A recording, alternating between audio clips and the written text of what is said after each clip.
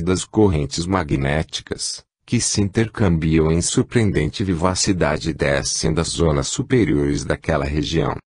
Pergunta: a denominação de metrópole do Grande Coração foi lhe dada devido a essa semelhança com o coração, quando vista à distância?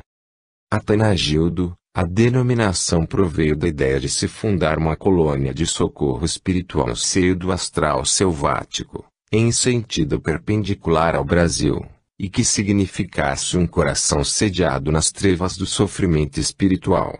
No entanto, a sua configuração geográfica, se assim posso me exprimir, fundamenta-se na forma de um heptágono, como disse atrás, ou seja, um polígono de 7 lados, cuja forma geométrica rege a harmonia e a edificação de toda a metrópole. O próprio templo, que é a aferição central da comunidade, foi edificado com exigência de 7 torres, que também se afinizam às medidas heptagonais da cidade.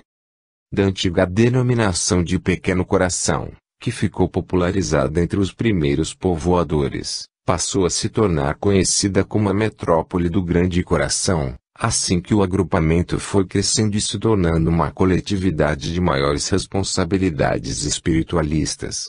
Mais tarde, devido à capacidade e ao espírito sacrificial dos seus moradores, mereceu então a inspeção de elevados espíritos sediados nos planos superiores, os quais não só louvaram os trabalhos da comunidade, como ainda ligaram-na diretamente ao departamento angélico responsável pela evolução espiritual do Brasil, que se filia, consequentemente, à hierarquia diretora da América do Sul. Depois disso é que foi traçado o plano do Templo Augusto com as 7 torres, em substituição à velha casa de orações, que só podia operar enviando vibrações cordiais ao astral inferior. Sob a inspiração direta desses elevados arquitetos do alto, que conhecemos como os senhores do pensamento disciplinado, os edificadores mentais de nossa metrópole submeteram a substância destinada ao templo a processos que não estou autorizado a revelar-vos, demorando-se principalmente na construção da torre principal, que se volta para o Oriente, onde se encontra o elemento divino, que representa o canal de união do nosso plano com a fonte dadivosa das comunidades angélicas da 7ª esfera. É por isso que à noite, quando vejo a metrópole à distância, ela me parece prodigioso mundo de fadas suspenso na região superior, como se o céu se abrisse deixando escoar a encantadora pirâmide de luz, cujo ápice cintila como o trêmulo fio de luz colorida, pendente das mãos de dadivoso anjo. Então melhor se pode verificar o efeito divino do magnetismo angélico que flui do alto, pois cada uma das torres cintila em matizes diferentes, que depois convergem para a cúpula do santuário e se polarizam num branco imaculado, que revitaliza e sublima o energismo das criaturas do que se encontram presentes no interior do templo. Pergunta: embora estejamos gratos pelos vossos esforços em descrever-nos a vossa moradia espiritual, gostaríamos que nos explicasseis melhor essa relação que existe entre os espíritos e as coisas do mundo astral, a que vos referistes antes. Atanagildo: como exemplo dessa vivíssima relação entre as coisas e os seres daqui, narrar-vos-ei o que acontece num dos vastos pavilhões destinados exclusivamente às crianças, e que fica situado entre caprichosos canteiros de flores, no centro de um dos bosques refrescantes. Qual deveria ser a relação fundamental, psíquica, entre as cantigas e as danças infantis desse agrupamento de crianças e o bosque e as flores dos jardins adjacentes? Para os técnicos daqui, o que mais lhes interessava era encontrar o diapasão capaz de identificar a alegria miúda, o dinamismo festivo, a inocência e a espontaneidade dos pequerruchos. Então, para estabelecer esse laço psíquico ou diapasão espiritual, os responsáveis organizaram um cenário de acordo com as manifestações psicológicas das crianças, que não deveis confundir com os tradicionais ambientes infantis, muito comuns na Terra, e que só lhes visam o nível mental. Tudo aqui se ajusta no diapasão emotivo, mental e espiritual dos pequeninos. As flores dos canteiros são miúdas, alacres, movem-se fácil e garridamente sob a brisa mais suave. Os arbustos, em torno, também são pequenos, farfalham facilmente e exalam um perfume que lembra a fragrância das roupas da criança sadia, limpa e perfumada. Para que as crianças não se divirtam junto a um lago sereno, amplo, mas impróprio, devido a ter o aspecto grave das coisas adultas, não se afinando ao toque buliçoso infantil, existem em torno dos mesmos lagos pequeninos regatos que saltitam de pedra em pedra, leves e espontâneos, lançando sons agudos e cristalinos, que se casam admiravelmente às exclamações ruidosas da petizada. Os edifícios em que vivem as crianças são pavilhões rendilhados de ornamentos inquietos e ricos de cores que parecem associar-se aos movimentos infantis, pois em face da natureza cristalina ou etérea da substância astral de nossa moradia, forma-se um amálgama policrômico que a tudo fertiliza e anima sob a mesma disposição festiva. A irradiação dos regatos casa-se ao ar de travessura dos arvoredos buliçosos e a policromia das flores, aviva-se, então, a figura central do pavilhão, e os jactos de luz colorida convergem para os bustos dos pequeninos que, na fartura dessas cores luminescentes, entregam-se à mais encantadora ciranda no mundo espiritual. Pergunta: quereis dizer que as coisas que cercam as crianças, nesse ambiente astral, são dotadas de uma vida própria, não é assim? Atanagildo, embora não vos seja compreensível esse fenômeno, por ser próprio das nossas condições vibratórias, os cenários e as coisas que decompõem tornam-se essencialmente comunicativos aos brinquedos e ao júbilo das crianças, pois as cores se avivam ou se acautelam, os sons se aguçam ou se aquietam, refletindo na magia dos fluidos astrais as próprias emoções e a traquinagem da petizada. Eu mesmo não tardei em aprender a ler, naquela linguagem de cores, luzes e sons em admirável efervescência, toda a gama de emoções que vai pela alma infantil. Sob essa mesma disposição vibratória, seguem-se outros tipos de relações psíquicas ou de psicologia espiritual, em perfeita sintonia com os demais setores de educação, trabalho, diversão e devoção na metrópole do grande coração. Em nossa esfera, como já vos tenho relatado, todas as coisas são profundamente afetadas pelos pensamentos das criaturas, que reagem entre si como verdadeiros prolongamentos vivos das mesmas. Insisto em dizer-vos, mais uma vez, que o nosso mundo astral não é um cenário ilusório, porém muito mais real do que o mundo físico. É perfeitamente tangível, apesar do seu altíssimo diapasão vibratório, que vai além dos vossos sentidos físicos e dos raciocínios humanos. O meio astral sempre reage, com veemência e prontidão, a qualquer gama vibratória do nosso perispírito. Podemos ater-nos a faixas vibratórias tão altas quanto seja o impulso de nossa vontade e a capacidade de nossa mente, já purificada pela influência benéfica do coração. Afirma a ciência terrena que o som, a luz, a cor e o perfume são apenas modificações vibratórias de um mesmo elemento fundamental, o éter cósmico. O problema está, pois, em se captar cada tipo de modulação apropriada à capacidade receptiva do corpo humano e, por isso, as criaturas são obrigadas a sintonizar, com cada faixa vibratória, um sentido físico correspondente. Assim é que o som não será audível se faltar a perfeição dos ouvidos e a luz ou a cor não terão significação alguma se faltar a vista. É necessário que haja sempre um órgão dotado de possibilidade sensorial, para que então a criatura possa dar conta do fenômeno pois, conforme explica a vossa própria ciência, embora de posse dos ouvidos e dos olhos carnais, nem todas as criaturas ouvem e veem com a mesma intensidade, visto que a sua receptividade varia tanto de acordo com o estado de saúde e a idade, quanto pela perfeição desses mesmos sentidos. No entanto, o som, a luz ou a cor continuam sempre na mesma modulação natural, em suas faixas vibratórias originais, embora se alterem os sentidos que os recepcionam para o conhecimento humano. Eis, pois, A grande diferença desse fenômeno no plano astral, em que os desencarnados o captam diretamente no seu campo original vibratório, através da sensibilidade delicadíssima do seu perispírito, fazendo-o mergulhar diretamente no oceano das vibrações puras dos fenômenos da luz, da cor, perfume ou som. Pergunta: quais são as qualidades exigidas para que os espíritos possam habitar colônias ou metrópoles semelhantes ao grande coração? Atanagildo: o tipo espiritual eletivo para agrupamentos semelhantes ao da metrópole do grande coração deve, em primeiro lugar, ter desenvolvido regularmente em si a característica universalista, em todos os sentidos e relações da vida humana.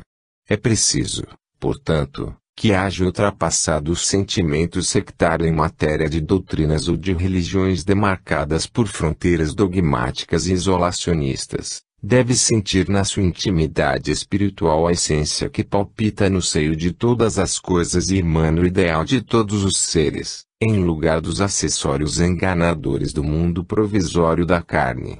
O verdadeiro alicerce da ventura dos moradores de nossa metrópole está no entendimento e na serenidade espiritual, que só se podem obter à distância das preocupações com castas sociais, dos partidarismos religiosos ou preferências nacionalistas, que sempre perturbam o júbilo coletivo. Sem dúvida, a nossa metrópole não comporta o tipo de criaturas que se creiam de posse exclusiva da verdade, enquanto que os seus irmãos devem sempre se encontrar completamente equivocados nos seus postulados doutrinários. O que importa é que a realidade de um sentimento puro e afetuoso, unido à sincera alegria para com a felicidade do próximo, seja ele esquimó, zulu, francês ou hindu. Interessam-nos, fundamentalmente, o júbilo alheio e a manutenção de um gozo espiritual íntimo entre todos, muito antes de qualquer interesse pessoal. Essa harmonia e integração em nossa consciência espiritual, sem barreiras emotivas e choques mentais, como ocorre permanentemente na comunidade do grande coração, é que nos transforma em uma só alma a representar todos os seus moradores no mesmo diapasão de ventura espiritual. Pergunta: quando ainda vos encontráveis reencarnado, já gozáveis algo de vosso bem-estar espiritual? Atanagildo: só após a minha desencarnação é que pude realmente comprovar os motivos exatos da felicidade da alma, que se opera lentamente, através das jornadas dolorosas pelos caminhos tortuosos da vida material. Não tenhas dúvida, essa felicidade só se consegue pela libertação completa das formas e das paixões dos mundos transitórios. É pena que a maioria das criaturas humanas ainda não tenha conseguido, sequer, libertar-se das seitas ou dos ferozes nacionalismos pátrios. Em minha última existência, no Brasil, sempre fui avesso aos conflitos emotivos e às discussões estéreis, que surgem devido às diferentes crenças ou doutrinas políticas, religiosas ou mesmo filosóficas. Não me preocupava em impor os meus conhecimentos simpáticos a quem quer que fosse, considerando os melhores ou mais verdadeiros. Cuidava de servir sem interesse ou indagações susceptíveis de desconfianças. Tratava de aumentar a área do meu sentimento e afinar a minha consciência, para maior receptividade aos pensamentos alheios. Algumas vezes cheguei a penetrar num estado de ventura indescritível, tomado por maravilhosa sensação de paz e de beleza espiritual, que alguns denominam de êxtase e os hindus costumam chamar de samadhi, em cujo estado a consciência individual une-se beatificamente à consciência cósmica do Pai. Pergunta: como poderíamos avaliar o estado espiritual necessário para se poder habitar a metrópole em que residis? Atanagildo: embora os 3 milhões de espíritos que, sob a jurisdição de nossa comunidade, permanecem no plano astral e na Terra, não revelem o padrão espiritual estritamente exigido para sua integração à mesma, esse estado espiritual revela-se pela tendência em se libertarem dos formalismos, dos preconceitos e das convenções ou seitas do mundo, como há pouco expliquei. Eis a razão por que as almas terrenas demasiadamente conservadoras ou sentimentalistas, muito apaixonadas pelo melodrama das convenções humanas, que se compungem aflitivamente por uma nódoa na sua árvore genealógica, viciadas fanaticamente aos objetos e às coisas materiais, apegadas ferozmente às tradições, às etiquetas ou preconceitos tolos do mundo material, ainda não podem se manter em equilíbrio e harmonia num agrupamento da qualidade libertadora, que é a metrópole do grande coração. Em nossa moradia astral não conseguem permanecer aqueles que envergam traje a rigor até para colher os ovos de galinhas. Tais espíritos não tardariam em quebrar o ritmo, a espontaneidade, a simplicidade e o encanto espiritual que domina desafogadamente os seus moradores, em face de sua escravidão ao pretérito e ante a saudade das tradições e o brilho efêmero da vida terrena. O saudosismo doente dessas almas, que se compungem exageradamente pelas suas próprias tricas emotivas do passado, terminaria associando ao nosso ambiente os velhos sofrimentos e as insatisfações da vida terrena, pois o espírito reflete, no meio astral em que vive, a natureza exata dos seus pensamentos otimistas ou compungidos. Aqui na metrópole do grande coração, o tom espiritual é inimigo daqueles que rendem demasiado culto às futilidades terrenas, que passam pelo mundo devorando o compêndio de etiquetas, submetidos a exaustivos rituais e regras sisudas até para palitar um dente. É invenso, também, aqueles que, em lugar de se dedicarem à leitura espiritual e se interessarem pelo problema do que somos, de onde viemos e para onde vamos, preferem se entregar completamente à indigestão cerebral da leitura de volumosos romances de aventuras, que distraem e matam o tempo, mas não solucionam os problemas fundamentais do espírito. Enquanto as criaturas idealistas e operosas se interessam pela sua verdadeira felicidade, na aquisição dos bens definitivos do espírito superior, as conservadoras se afundam no classicismo do mundo provisório da matéria, fixando-se nas tradições mortas do tempo passado e retardando-se em ajustar-se às fileiras dos famintos de luz espiritual. Então integram-se à caravana triste e animalesca daqueles cujas realizações mais altas se resumem apenas no culto às tradições e aos bens da terra, sentindo-se incapazes de espadejar a poeira tradicional, que ainda lhes obscurece o entendimento exato da imortalidade da alma. Pergunta: as condições de vida, nas colônias ou cidades do além, podem ser consideradas como estados celestiais, tão desejados pelos seres humanos?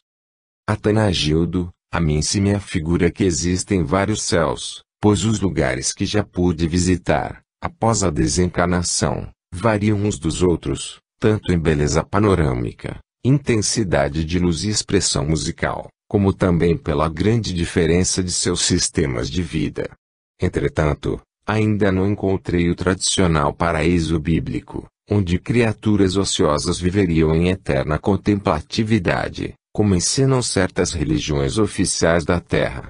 Nas altas esferas, vislumbrei sempre o trabalho incessante dos espíritos de alta hierarquia, que se movem afanosamente, com a divina intenção de melhorar as condições espirituais dos desencarnados e reencarnados.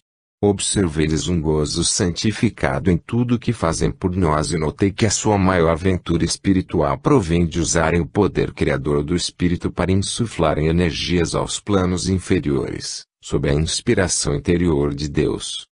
Não encontrei por aqui aquele tradicional céu das velhas oleogravuras hebraicas, em que os santos e os anjos entoavam cantochões e hosanas a Deus, glorificando-o através da música de mal acabados instrumentos anacrônicos daquele tempo, cujos acordes desafinados perderiam para o mais singelo saxofone moderno. Esses céus que circundam os globos físicos, quanto mais se distanciam da crosta dos mundos planetários e parecem se estender interiormente em todos os sentidos, tanto mais se revelam repletos de alegria, paz e amor. Jesus realmente tinha razão quando conceituou que o céu é dos humildes e mansos de coração, pois, à medida que o espírito se eleva em sabedoria cósmica e bondade angélica, vai se tornando mais jovial, espontâneo e liberto de quaisquer formalismos, tão comunicativo e alegre como as próprias crianças, com as quais o Mestre comparou aqueles que querem gozar do reino dos céus. Pergunta: essas colônias e metrópoles que descreveis substituem, então, a velha ideia que fazíamos do céu, a nós inculcada pelas religiões ortodoxas? Atanagildo: até o presente momento, as religiões dogmáticas terrenas não têm passado de improfícuas fábricas de crianças mentais, que partem da crosta terrena completamente aterrorizadas pela ideia de um inferno dantesco ou, então, suspirando por um céu onde presumem viver em eterna preguiça mental. O reino divino e o céu que tanto desejamos, nós o encontraremos dentro de nossos próprios espíritos. Embora as religiões formalísticas ainda insistam em perturbar os raciocínios humanos, inculcando-vos falsas concepções de Deus e da vida espiritual no além. Depois que entregamos o corpo carnal ao prosaico guarda-roupa do cemitério, espantamo-nos ao constatar as incessantes atividades criadoras do que existem em todos os departamentos do cosmo, sob a égide direta dos mais avançados prepostos hierárquicos de Deus, com o fim de espalhar o bem e a felicidade para o espírito humano. Confrange-nos demasiadamente a vaidade e o ridículo do homem ao ousar, sacerdotalmente, estabelecer dogmas e impor decisões infalíveis, pretendendo asfixiar a realidade cósmica nas acanhadas prisões dos raciocínios levianos. Não podeis avaliar os enormes prejuízos que esses dogmas sectaristas ainda causam à mente dos religiosos infantilizados e que, após a desencarnação, a que aportam desorientados quanto à realidade da vida do espírito. Pintam-se-lhes na mente as mais tremendas decepções quando deparam com os cenários de trabalho e de responsabilidade comum dos espíritos, em lugar do paraíso das rabecas guinchantes e das ladainhas quilométricas. Muitos se afobam, pensando que já se encontram no limiar do terrível inferno, que eles havia ensinado na terra a voz sentenciosa e convencida dos seus sacerdotes ainda condicionados às lendas do velho paganismo. A imprudente concepção de que o panorama celestial é absolutamente diverso de qualquer coisa que lembre a vida humana, ou de que se trata de um lugar de exclusiva beatitude e ociosidade espiritual, cria indescritíveis desilusões às almas recém-desencarnadas. Elas se espantam ante as figuras despretensiosas dos verdadeiros santos, que se movem em socorro dos espíritos infelizes atolados nos pântanos do astral inferior. Desiludem-se ante a comprovação de que no além ainda se repete o serviço costumeiro da terra, duvidando de que os desencarnados ainda devam lutar pela sua incessante renovação espiritual. Sob a demonstração irrefutável da realidade, no além-túmulo, extinguem-se, então, todos os falsos raciocínios trazidos do seio dos templos luxuosos da terra, através da palavra eloquente dos instrutores religiosos, que se conservam tão ignorantes do destino da alma quanto os seus próprios fiéis. Pergunta: diante de vossas considerações, alguém há de pensar que está censurando os postulados religiosos do catolicismo e do protestantismo, embora tenhais afirmado que devemos acatar toda experiência religiosa alheia, não é verdade? Atanagildo: evidentemente, o amor é que deve predominar acima de qualquer discussão religiosa ou crítica alheia, nas quais devemos sacrificar os nossos caprichos e vaidades, em lugar de nos considerarmos os supremos detentores da exclusiva verdade, de nossa crença, e assim não ferir o próximo e não despertar-lhe a mágoa no coração. No entanto, o esclarecimento sensato e libertador, para que a alma alcance mais cedo a sua própria aventura espiritual, de modo algum deve ser considerado como censura religiosa. Demais, do lado de cá, não estamos censurando a quem quer que seja, mas tão somente mostrando a realidade do que se passou aqui e alertando a humanidade terrena sobre a má interpretação do que seja a vida depois da morte. Sem dúvida, Krishna, Sócrates, Buda, Jesus e mesmo Allan Kardec, foram verdadeiros revolucionários religiosos para poderem acelerar o progresso espiritual dos homens, sem que por isso devam ser considerados intolerantes ou sectaristas. Eles não pregaram seitas nem feriram postulados religiosos, mas apenas esclareceram princípios superiores que haviam sido deturpados pelos homens. As seitas e os divisionismos são consequências diretas da ignorância humana, ainda presa à ideia doentia de que há separação na essência espiritual do Criador. A Igreja Romana, e o protestantismo em geral, tornar-se-ia movimentos de alta educação espiritual, nos quais poderíeis confiar incondicionalmente, bastando, para isso, que não repudiassem a lei da reencarnação, o processo justiceiro da lei do karma e a revelação progressiva dos desencarnados, em lugar de advogarem a infalibilidade da Gênese bíblica, a ideia do paraíso como sucursal de religiões oficiais, o inferno e o diabo eternos, que tanto desmentem a finalidade inteligente da criação divina. Mediante esse novo acervo espiritual, que lhes garantiria a lógica doutrinária e desafiaria o sarcasmo do mundo, os postulados católico-romanos ou os protestantes nunca mais seriam perturbados ou ironizados, tornando-se invulneráveis às críticas e às censuras materialistas, como hoje acontece. Assim, esses credos poderiam satisfazer completamente aos fiéis do século atômico, expondo-lhes a realidade exata e inteligente do além, em lugar das historietas tão precárias e atualmente rejeitadas até pelos meninos de ginásio. Capítulo 4 – Noções preliminares sobre o além. Pergunta: há agradável surpresa para os desencarnados ao depararem com o panorama do mundo astral? Atanagildo, usando de termos comuns para o vosso entendimento, posso dizer-vos que até as coisas mais insignificantes do mundo astral são motivos da mais agradável surpresa para os desencarnados que logram a aventura de ingressar no seio confortador das colônias espirituais.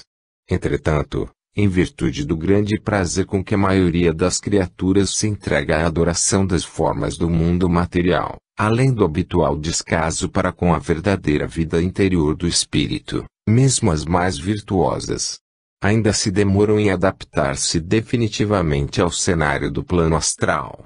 A existência física, embora seja de curta duração, é suficiente para fazer a alma olvidar a realidade de sua divina moradia espiritual. Pergunta: todos os desencarnados são tomados de surpresa, no seu retorno ao além? Atanagildo: nem todos, porque essas surpresas variam entre si. Para aqueles que merecem as esferas venturosas, porque levaram uma existência digna e de abnegação ao próximo, elas se manifestam pelo aspecto das paisagens maravilhosas do astral superior. Há desencarnados, entretanto, que não revelam surpresa mesmo diante dos cenários mais belos do além, porque se trata de entidades evoluidíssimas, que já cultuavam em seus espíritos os valores próprios dos panoramas celestiais, mesmo quando ainda se achavam na terra. Entretanto, quanto aos delinquentes do vosso mundo, de modo algum podeis imaginar quão terríveis e apavorantes são as cenas que os aguardam no astral inferior, onde os horripilantes quadros dantescos ultrapassam a tudo quanto possais imaginar de pavoroso no mundo terráqueo. Pergunta: essas diferenças da vida, verificadas pelos recém-desencarnados, distanciam-se completamente das nossas concepções na vida terrena? Atanagildo: as diferenças são bem notáveis quando avaliamos o mundo astral exclusivamente pelo seu panorama exterior, algo semelhante ao cenário terreno, ou então sob o nosso julgamento espiritual exclusivo. É preciso que não vos esqueçais de que estou dando minha opinião, que pode não ser a mais exata e que se baseia na minha visão espiritual, através daquilo que me é simpático e que suponho ser o mais certo. Sem dúvida, haverá grande diferença nas descrições que vários indivíduos, de diversas profissões, fizerem de uma mesma cidade terrena, as quais hão de variar conforme os diferentes padrões intelectuais e psicológicos dos seus relatores. É evidente que essas descrições hão de apresentar ilustrações completamente opostas entre si, variando naquilo que for dito por um engenheiro, um poeta, um desportista ou um simples aproveitador da vida mundana. Cada relato há de denunciar os gostos preferenciais do seu autor, revelando a sua simpatia pelo aspecto que mais o interessou. O engenheiro há de se preocupar com as edificações e com o aspecto urbanístico da cidade. O poeta celebrará a beleza de suas colinas, jardins, lagos ou enseadas. O desportista se deixará entusiasmar pelos estádios ou agremiações esportivas, enquanto que o homem materialista e gozador do mundo preocupar-se-á unicamente com os recantos do vício, as aventuras e os ambientes da vida noturna. Eis o motivo por que variam os relatos mediúnicos transmitidos do lado de cá, que enriquecem a vasta bibliografia espiritualista do mundo material, enquanto alguns desencarnados se preocupam exclusivamente com o sentido interior e de poesia espiritual mais contemplativa, de nossa vida no além. Outros preferem se dedicar particularmente aos aspectos das atividades mais exteriores, como seja a multiplicidade de serviços nos departamentos educativos e de renovação do espírito.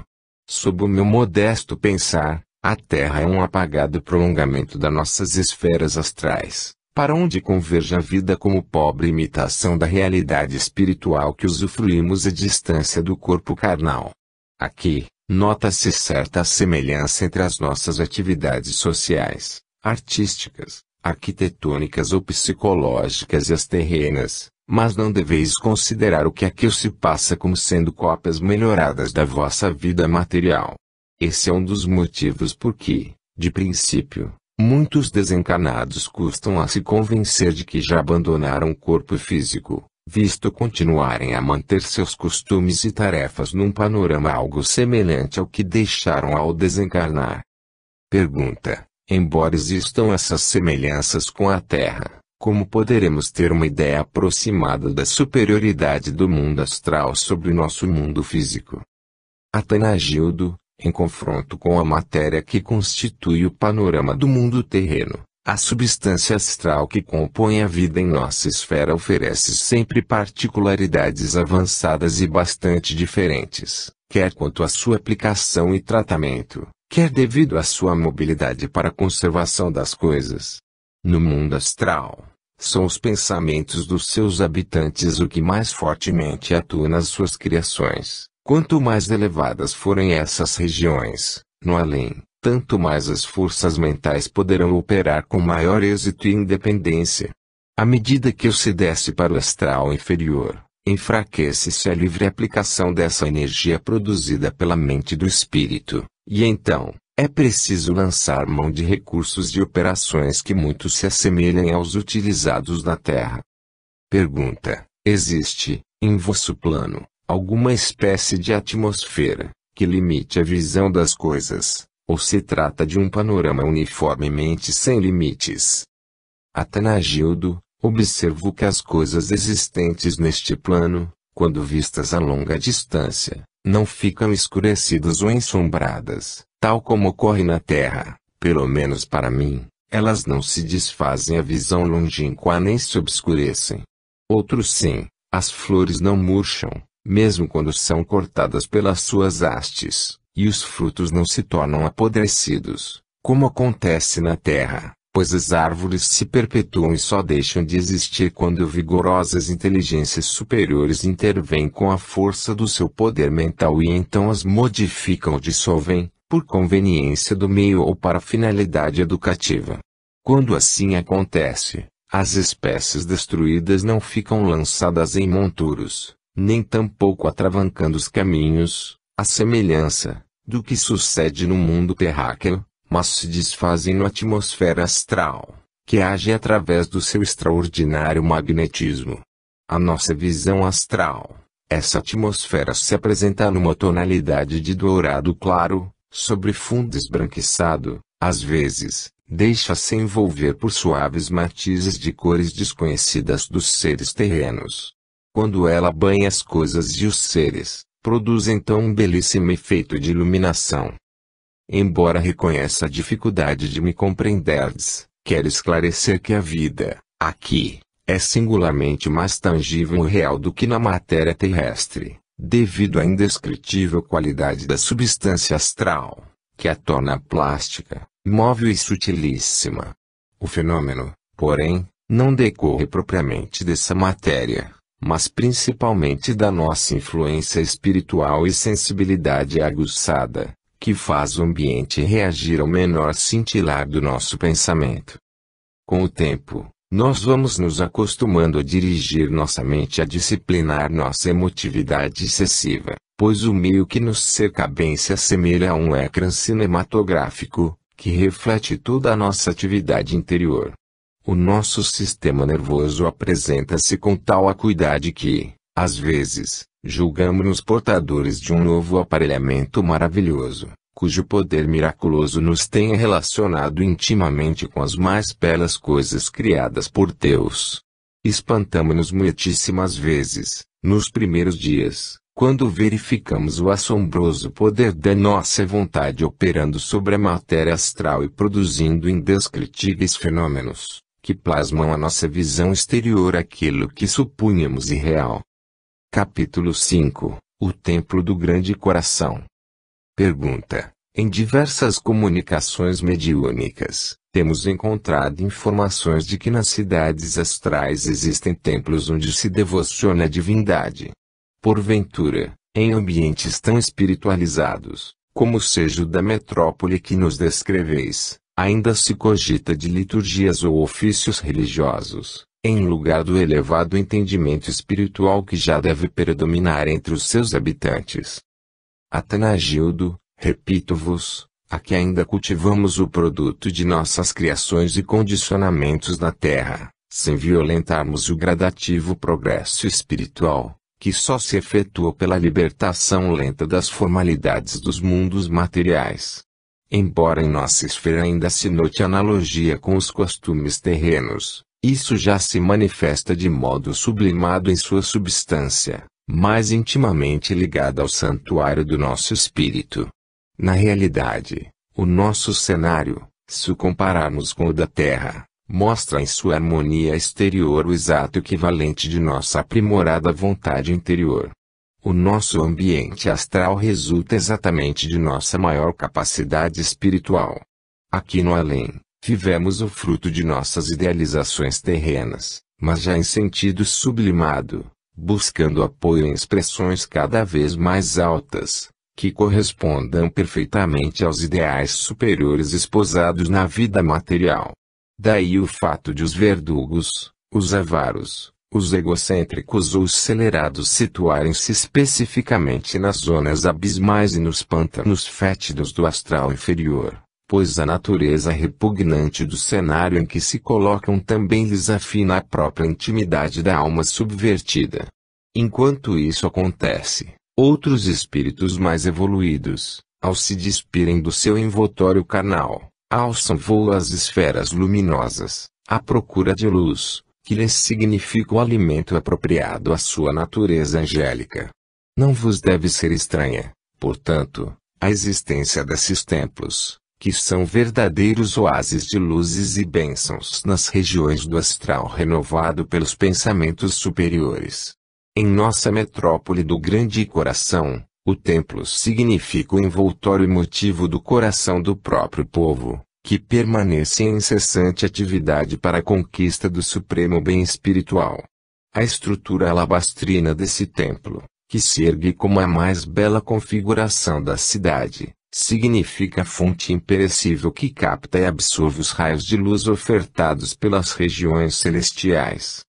Pergunta: existe, porventura, semelhança entre esse templo e outros santuários edificados na terra? Atanagildo, embora eu esteja a repetir o que algumas vezes já tenho dito, é no lado de cá que realmente se planejam as formas, as edificações e demais atividades do mundo terreno, sempre em perfeita concordância com os espíritos superiores que operam no limiar do plano mental e da substância astral.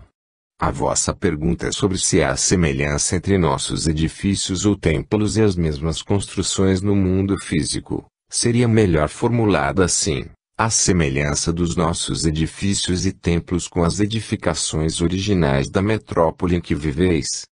Pergunta: O templo da vossa metrópole foi construído em alguma zona de fluidos superiores aos de outro local. Atanagildo, o magnífico santuário foi edificado exatamente no centro do gigantesco e formoso jardim já descrito anteriormente, e que forma o coração florido de nossa metrópole.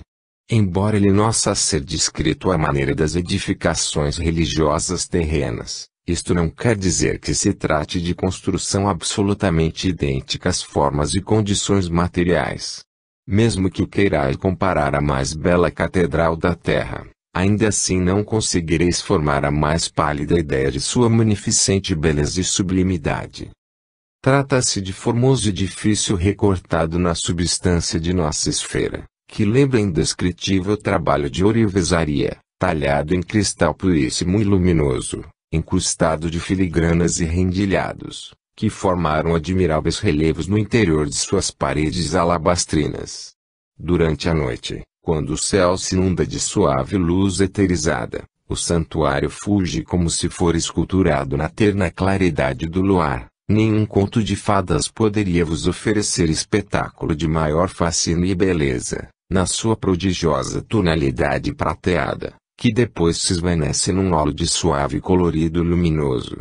A sua aura termina emoldurada por formosa franja de matiz lilás que, em seguida, se polariza num rosa claro dulcíssimo, lembrando a figura de extenso manto de arminhas voaçando na atmosfera balsâmica, que se nutre incessantemente por meio das flores do imenso jardim.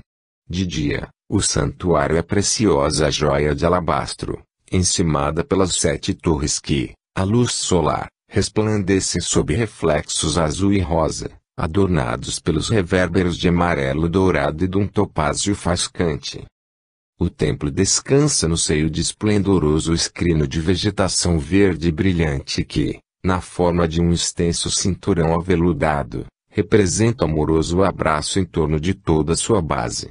Trata-se de relva odorífera, semeada de buquês de flores azulíneas, com matizes prateados, que se constituem em delicados grupos entremeados por cordões de florinhas parecidas aos frutos maduros da moreira, e que as enlaçam amorosamente, como se fossem rubis faiscando a luz do sol. Pergunta: poderíeis nos dar alguns outros detalhes desse templo? Atanagildo, embora sua disposição arquitetônica lembre a figura de suntuosa catedral terrena, as suas linhas majestosas identificam o poder e a sabedoria do espírito genial, em feliz combinação com a ternura e a bondade do santo. Graças à natureza elevada da essência espiritual que interpenetra todos os seres e o ambiente da nossa metrópole, esse templo, além de representar uma síntese de todas as expressões arquitetônicas da cidade, significa também a fonte principal da vida emotiva dos seus habitantes. Ele vibra conosco e parece promover a combinação de todos os fluidos do ambiente com a aura de todos os seres, deixando-nos a impressão de misteriosa e divina generosidade espiritual. Sempre que observo seu majestoso aspecto sidéreo, emergindo do seio da prodigiosa vegetação do parque central da metrópole, sinto que ali se fundem em interno amálgama os sentimentos de vários povos e raças, que muito contribuíram para o aperfeiçoamento da vestimenta carnal do atual tipo brasileiro. Em toda a configuração do Templo do Grande Coração há sempre um relevo, uma disposição estilística, um motivo aparente que identifica gostos, preferências e tradições emotivas de raças terrenas que acederam em ofertar o seu sangue para a formação etnológica da nação brasileira. Trata-se de um edifício extenso e agigantado, mas de um talhe agudo e polido, envolto por inexprimível poesia, como aquela aparência augusta que se observa nos pinheiros seculares e que lhes atenua o aspecto de força, que à primeira vista sempre nos desperta a sua grandiosidade vegetal. É um santuário construído também em perfeita simetria com o gigantesco heptágono que limita o centro principal da metrópole. Possui 7 portas espaçosas, que se abrem exatamente em direção a cada uma das 7 principais avenidas que convergem para esse grandioso logradouro. A sua cúpula, de substância iridescente, formando gigantesco arco de suave inclinação, Apoia-se na extremidade das paredes altas e esguias, com vaga semelhança aos tetos portentosos das modernas gares ferroviárias da Terra.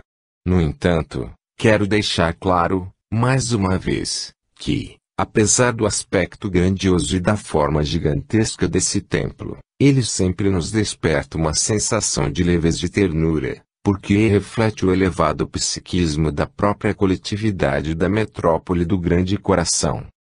A entrada principal do templo é constituída por um magnífico portal recortado no velho estilo hindu, mas que, entretanto, não se degrada, sendo ladeado por diversos relevos cujo vigor e beleza logo atraem a inspiração grega de algum novo Fidias desencanado. Mas ali não se verifica a preocupação de um estilo resumido, que poderia bastar dar a pureza iniciática do conjunto do santuário, nem a falta de imaginação, muito comum na Terra, quando se pretende a ostensiva mistura que sacrifica a qualidade estilística. Observa-se um divino senso de equilíbrio e harmonia, sem nenhum extremismo arquitetônico ou predominância de um estilo qualquer sobre outro.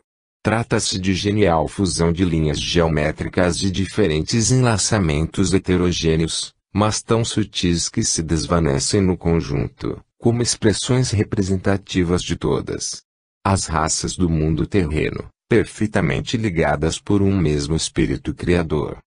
Diante desse preciosismo arquitetônico, que é o templo da metrópole, nenhuma alma deixará de sentir e reconhecer que ele materializa no ambiente astral a saudosa mensagem de muitas raças que já contribuíram para a formação emotiva do povo brasileiro. Na fusão dos vários símbolos, relevos e filigranas diferentes, dilui-se uma só expressão espiritual, que permanece constante e íntegra, apesar das variedades estilísticas de suas formas externas. A torre principal destaca-se e ergue-se da fronte do santuário, entre as outras torres existentes, volvida para o oriente, revelando-se impressionante monumento de beleza espiritual esculpido internamente por caprichos lavores em baixo relevo que, durante o dia, se fazem brilhantes pela claridade astralina do sol, enquanto à noite se transformam em crivos de fios luminescentes, adornando o alabastro eterizado das paredes transparentes. Essa torre principal cresce indefinidamente e se alonga, depois, na figura de finíssima agulha, cuja ponta se inunda de suaves fulgurações esmeraldinas e reverberações douradas, para então penetrar docemente no seio da atmosfera de arminho do astral superior. É principalmente através dessa torre principal que as luzes descem do alto, acentuando-se na sua própria difusão durante as orações coletivas da metrópole. Pergunta: qual a função primordial do templo, na metrópole do Grande Coração? Atanagildo: ali se exerce o mais elevado labor espiritual em direção à vida superior e se nos auxilia o contacto com as almas angélicas, que trazem novas orientações e inspiram os administradores e os habitantes para, em conjunto, colaborarem na recuperação dos espíritos infelizes, que ainda se debatem nos círculos infernais do astral inferior.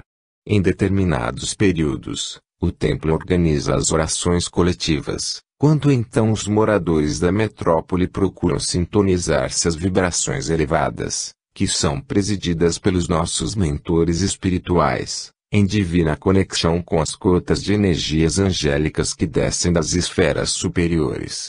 Nessas noites festivas, as torres do santuário se transformam em fachos de luz fulgurante, quais antenas vivas a absorverem as sublimes energias da divina oferta do Senhor dos Mundos. Capítulo 6 – Noções gerais sobre o panorama astral. Pergunta: qual seria o panorama que deslumbraríamos, se pudéssemos penetrar no plano astral em que viveis atualmente? Atanagildo: sem dúvida, chegará o instante em que devereis vislumbrar a realidade do mundo astral, cumprindo-se a lei que dá a cada um conforme as suas obras e que, no além, vos conduzirá exatamente ao ambiente mais afim ao vosso estado espiritual.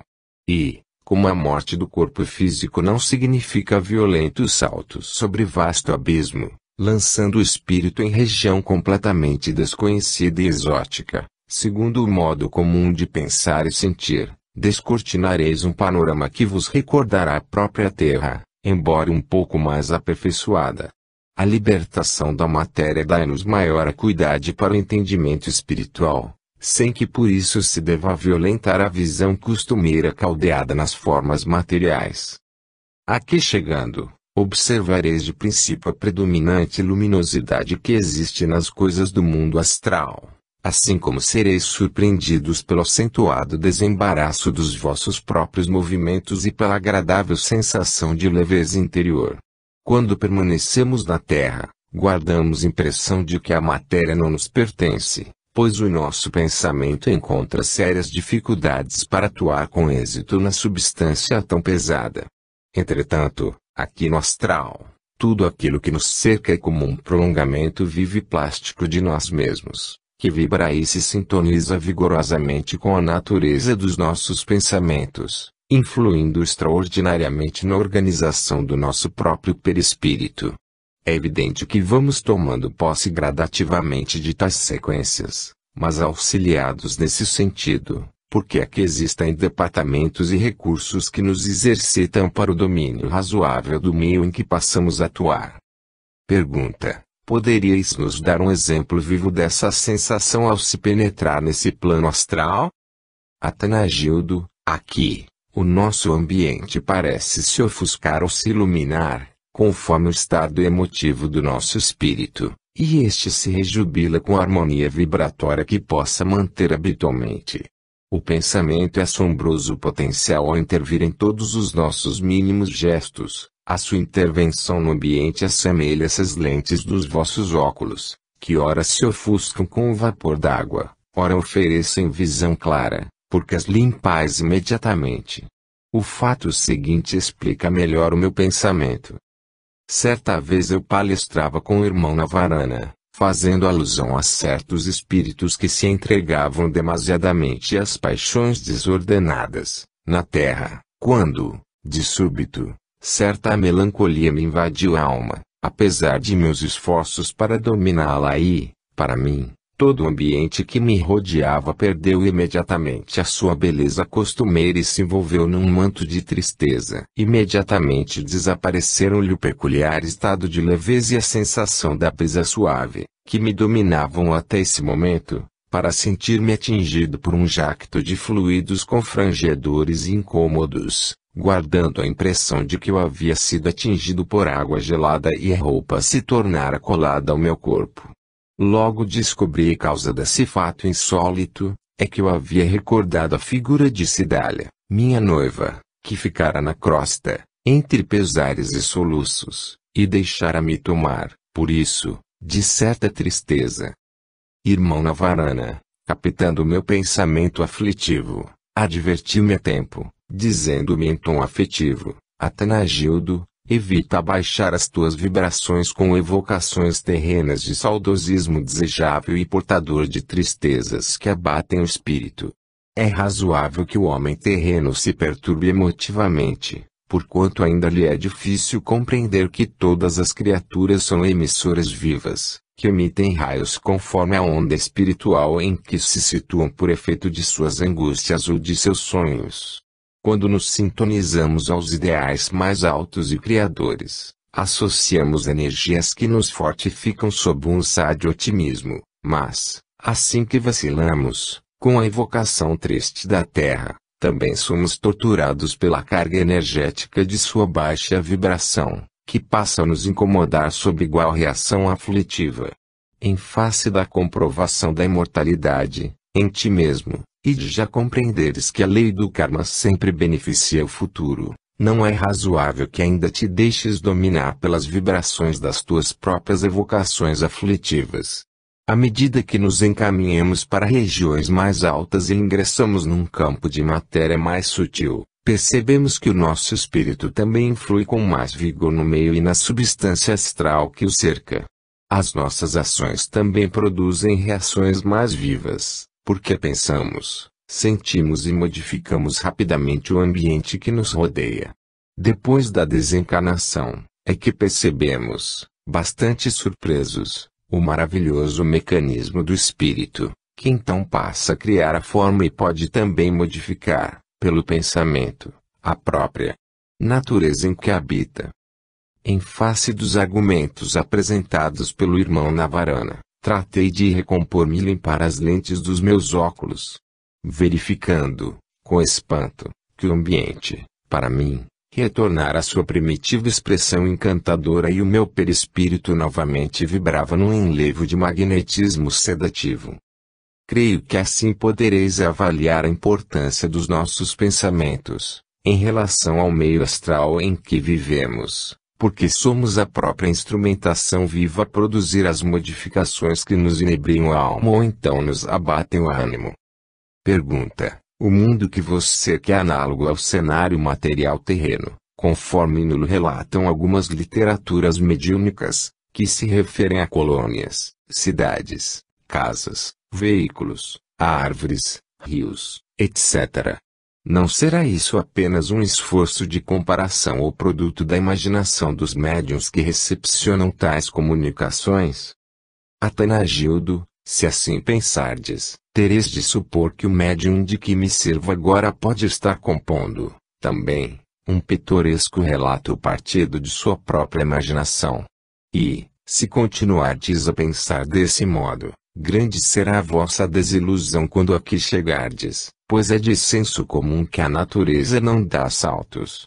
Malgrado as vossas dúvidas e as dificuldades que encontramos para vos descrever, com a mais aproximada exatidão, o panorama astral do além-túmulo, asseguro-vos que aqui existem montanhas, rios, árvores, pássaros, animais, jardins, casas, edifícios, templos, veículos e ornamentações, tudo bem ajustado às sequências e às várias formas que fundamentam a vida astral dos povos e aglomerados de espíritos desencarnados.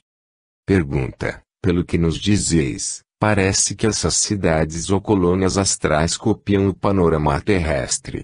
Não seria decepcionante que, depois de abandonarmos o corpo físico, contando com uma espécie de paraíso celestial, tivéssemos de penetrar num cenário que pode até ser mais pobre do que o de certas metrópoles da Terra? Atanagildo, outro equívoco se faz evidente no vosso modo de pensar, pois são os reencarnados que, de modo bastante grosseiro, plagiam aquilo que existe no espaço.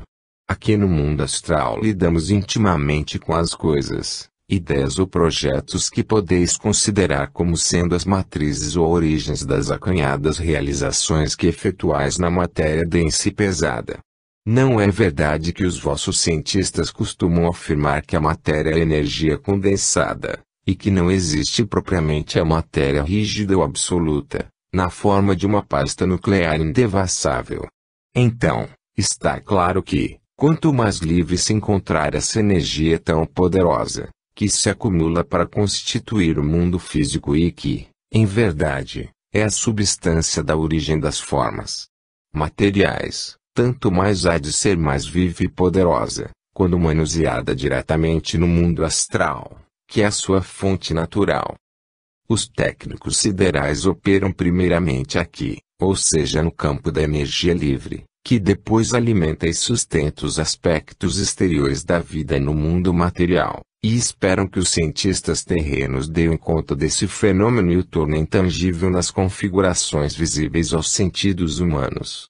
A vossa ciência, esposando conceitos graves e sentenciosos, apenas pesquisa e depois classifica as contínuas descobertas que lhe atestam ousada incursão no plano das energias livres. Na realidade, as configurações que surgem no panorama físico são eventos primeiramente pensados e experimentados, aqui no mundo astral, por admiráveis gênios que atuam no imponderável, em cuja substância criam, elaboram e modificam os fenômenos da vida terrena. Quantas vezes são captados ao mesmo tempo, por vários cérebros estudiosos da Terra, os mesmos projetos elaborados aqui, ou que disseram dos planos mais altos, e que então são materializados na crosta física, pelos técnicos humanos. Não vos é estranho o fato de alguns sábios ou cientistas terrenos, através de surpreendentes coincidências, terem feito descobertas e completado pesquisas ao mesmo tempo, em vários pontos geográficos, por cujo motivo têm se registrado mútuas acusações de plágios e de furtos de projetos e documentos alheios. Na realidade, esses cérebros sensíveis, que se situam na faixa vibratória da mesma procura